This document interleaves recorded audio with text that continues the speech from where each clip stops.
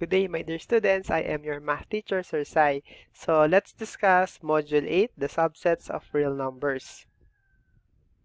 Let's have our prayer. Almighty Father, add wisdom in our minds, subtract evil in our hearts, multiply our blessings, and help us divide it to others. Amen. So, let's have a short review. I have 10 questions about the operations on integers. So, you can pause this video and try to solve these questions. And after that, i-play nyo para makita nyo kung ano yung mga tamang sagot. So, here are the answers. So, please check your work. Check honestly, ha? So, the answer for 1 is 0. Number 2 is negative 5. Number 3 is negative 22. Number 4 is negative 19. Number 5 is positive 2. Number 6 is negative 8. Number 7 is negative 32. Number 8 is positive 20. Number 9 is undefined. And number 10 is positive 5. Okay, let's have an activity first. Let's place the mangoes in their proper basket. So, meron tayong 4 na mangoes. And then, merong nakalagay na numbers sa kanila. Ilagay natin sila sa tama nilang basket para kamukha na sa module nyo. Okay, so I have here 4 baskets. May label tayo. Yung unang basket ay para sa integer.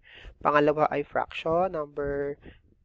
Third basket natin ay terminating or repeating decimals. And then yung number 4 na basket o yung dulo ay yung non-terminating, non-repeating decimals. Okay?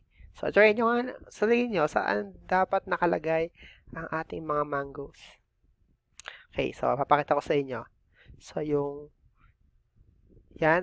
mango na yan ay para sa non-terminating, non-repeating. Mapapansin nyo kasi, meron tayo ditong ellipsis, right? So, ang ibig sabihin yan, dire-diretso yan. Nakita rin natin yung mga decimal, yung mga numbers, no? Iba-iba. Next. Ito, syempre, alam natin, integer yan, positive 4. Ito naman, terminating. Ano? So, minto yung mga numbers sa decimals. Ayan, Then, yung isa naman ay fraction. Siyempre, 3/5 ay isang fraction. Okay. So, sa mga napagdaanan nating mga modules, di ba, napakarami nating mga iba't ibang klaseng numbers, no, na na-encounter. So, ngayon, i-grupo natin sila. Iayos natin yung mga numbers na na-discuss na natin. Okay? So, ang topic natin ngayon ay the subsets of real numbers. Lahat na na-discuss natin, pasok sila sa set ng real numbers. Okay? So, ano yung mga na-discuss natin? Na-encounter natin yung mga natural or counting numbers, mga whole numbers, mga integers, rational at irrational na numbers. Ano ba ang pinagkaiba ng mga numbers na yan? Okay? So, let us start our discussion. Natural numbers. Ito yung mga example natin. So, 1, 5, 7, 23. At yan, tignan nyo to. Ay mga elements ng natural or counting numbers ay 1, 2, 3, 4, 5. Then, meron tayong tatlong dots or ellipses. No, the numbers that we use in counting. So, syempre, kapag sinabi nating natural or counting numbers, yung mga numbers na ginagamit natin para bumilang ng mga bagay. Ano? Kung papansin nyo, saan tayo nagsimula? Sa 1. Okay? So, 1. So, dire-diretso. Yung 10 ba, sir, ay counting numbers? Siyempre, counting numbers yon. Yung 3, siyempre, counting numbers din yon. Next naman, whole numbers. The set of whole numbers includes 0 and natural or counting numbers. Para lang siyang natural numbers, ano? Pero meron tayo na dagdag. Ano yung tingin na dagdag? Ayan, dito, sa whole numbers, meron na tayong 0.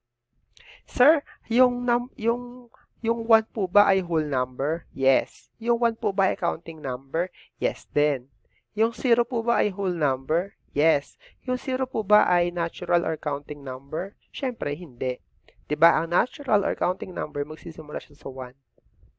Okay, next, meron din tayong mga integers. Ayan, so na-discuss ko na yan sa may party ng number line, diba?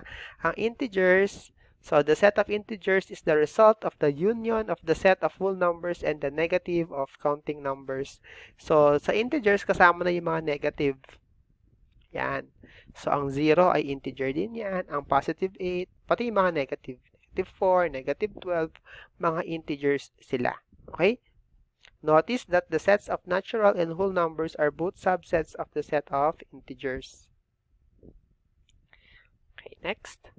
So, meron din tayong tinatawag na rational numbers. The set of rational numbers is the set of all numbers that can be expressed as a quotient, m over n of two integers. Diba? So, sinabi natin yan kapag kaya natin express as fraction yung mga decimal values, no? So, integers sila. So, kung pwede natin express yung mga decimal values as a quotient of two integers, no, na hindi 0 ang denominator, kasi kapag 0, nagiging undefined. So, gaya na to, yung 1/3, no? So, integer, integer, tas yan. Ito rin. Yung negative 7, tandaan natin, ang negative 7, ang denominator niya ay 1. Ito yung square root of 4, diba? 2 yan. 2 ang halaga niyan. Pwedeng 2, pwedeng negative 2. So, sila, 1 din yung denominator nila. Okay, next. So, irrational numbers naman, the set of irrational numbers is the set of all numbers whose decimal representations are neither terminating nor repeating. Irrational numbers cannot be expressed as fraction. So, ito yung gaya ng pi. No? So, ang halaga niya 3.14. Ayan. Diretso yan. Yung square root of 23 man, yung square root of 2, square root of 7. Itry nyo kung i-type sa calculator yan. Ano? So, ang meron siyang mga decimal values na iba-iba, yung mga numbers pa iba-iba. Tapos siguro sa may calculator, sir, huminto naman sa calculator yung mga numbers. Actually, ano yan, dire-diretso pa yan. Kumbaga yung screen ng calculators nyo hanggang dun lang siya. Pero dire-diretso pa yan. Hindi natin sila pwedeng express as a ratio of two integers. Kaya irrational. Next, pag-aralan natin to. No? So, meron tayo ditong, ito yung tinatawag, itong box, yung universal set natin, hawak niya, lahat yan, ang tawag dyan ay real numbers. Okay? So, kung papansin natin, meron tayo marami mga sets, meron tayong dalawa, itong malaking set, tapos itong maliit, itong mga subsets kasi to malaki na to. Okay, so papansin natin, ito yung natural, no? Tapos yung whole number, 0 at saka natural. Kasama yan. Ang integers naman, ito, ang sakop niya, natural, whole, at saka yung mga negative. Tapos yung rational, lahat yan kasama sa kanya. Siyempre, ang irrational at rational magkaiba. Ano? Ito kasi, pwede natin siyang i-express as a ratio of two integers. Yung irrational, hindi. Kaya magkahiwalay na sets yan. So, yan yung set of real numbers. Okay, so para sa part na to, lalagay ako ng number, susunod ako ng number, sabihin natin kung siya ay natural, rational, irrational ba siya, integer ba siya. Okay. Let's start with negative 5. Si negative 5 ba ay natural? Siyempre, hindi. Si negative 5 ba ay whole number? Hindi rin. Si negative 5 ba ay integer? Ayan. So, integer na to. Kasi, di ba yung mga negative kasama na sa kanya. Si negative 5 ba ay rational? So, sabi mo na siya ay integer. Isa rin siyang rational, syempre. Kasi, ang negative 5, ang denominator niya ay 1. Irrational ba siya? Hindi. So, ito yung mga pwede niya siya isama sa grupo na to. Okay? Next, how about yung 0? Ay, ito marami to. Natural ba siya or counting? Hindi. Ang natural or counting nagsisimula sa 1. So, siya ba ay whole? Whole number? Yes. So, whole number na si 0. Maliban doon, ano pa siya? Isa rin siyang, kabilang din siya sa integer. Kabilang din siya sa rational. Pero hindi siya irrational, ano? Okay, next. How about yung pi? Ayan, ako. Alam natin to. Siyempre, irrational siya. No? Hindi siya natural, hindi siya whole number, hindi siya integer, hindi siya rational. Siya lang ay kabilang sa irrational numbers. Okay, next.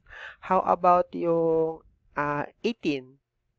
Uy, syempre, kabilang, ginagamit natin sa pagbilang, kaya natural number din siya.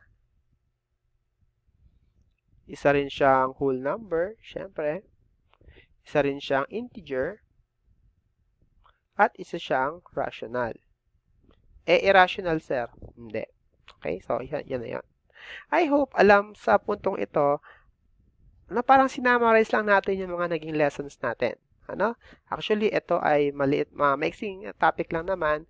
Tapos, tignan natin yung mga katangian ng iba't ibang subsets na kabilang sa real numbers. Okay? So with that, thank you for listening.